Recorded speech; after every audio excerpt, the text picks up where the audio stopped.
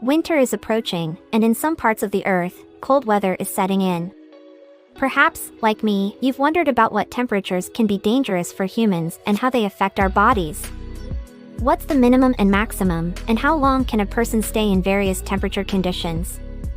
Here's what I've found.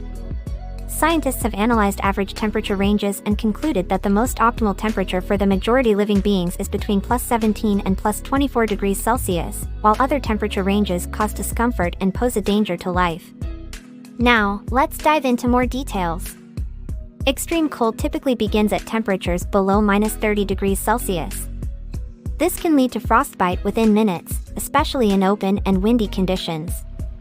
The choice of clothing plays a key role in comfort and safety.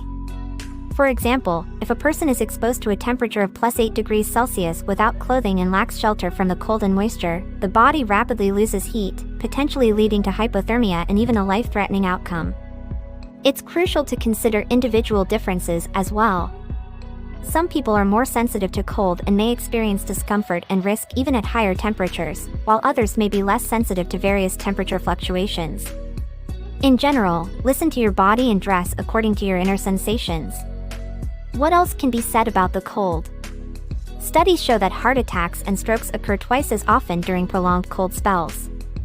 This is due to the narrowing of blood vessels in response to the cold, which increases blood pressure and places extra stress on the heart. Lower temperatures also make blood thicker, increasing the risk of clot formation. These factors raise the likelihood of heart problems, especially in individuals with heart conditions. But that's not all. The peak of flu and respiratory infections also coincides with cold months. This is attributed to the increased time spent indoors and the adverse effects of cold on our immune system. Cold air can suppress its function, increasing the chances of viral infections. It's essential to note that cold and dry air reduces the production of mucus, which plays a crucial role in protecting the body from viruses. Moreover, cold air can be equally dangerous for people with respiratory diseases. Inhaling cold air can lead to the narrowing of their airways, causing difficulty breathing, wheezing, coughing, and potential asthma attacks.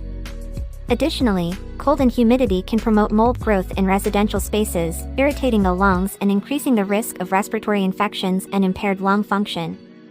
Adding to all of this is the impact on arthritis. Symptoms worsen in cold weather for 9 out of 10 individuals with this condition. This is linked to the drop in joint temperature, making them less flexible. Low temperatures also heighten pain sensitivity and may induce muscle spasms, further deteriorating the condition. Furthermore, cold weather reduces barometric pressure, leading to muscle and tendon stretching, thereby increasing the strain on joints. If we delve deeper, we could find many more effects, but a common thread might be the impact on a person's psycho-emotional state. Severe cold contributes to the development or exacerbation of depression. The exact mechanisms of this connection are not yet clear, but it might be related to reduced exposure to sunlight. And now a bit of information about heat. A group of researchers conducted an experiment to understand how the human body responds to high temperatures.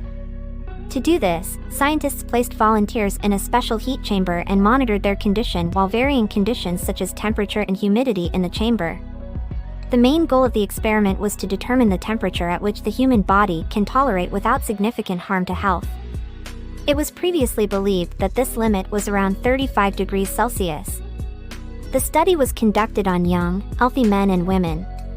It turned out that the upper limit of temperature, at which the body remains unaffected, can be even lower, especially in high humidity conditions, where the temperature is around 31 degrees Celsius. Additionally, at higher temperatures of 38 degrees Celsius and slightly lower humidity of around 60%, the body also starts to react negatively. Moreover, it was found that an increase in temperature led to an increased heart rate and intensified sweating among the participants, which resulted in dehydration. It's important to note that this study involved young and healthy individuals, and the impact of heat on older people can be even more severe and dangerous. In studying temperature parameters, I've come to the conclusion: take care of yourself, avoid extreme conditions and significant temperature fluctuations.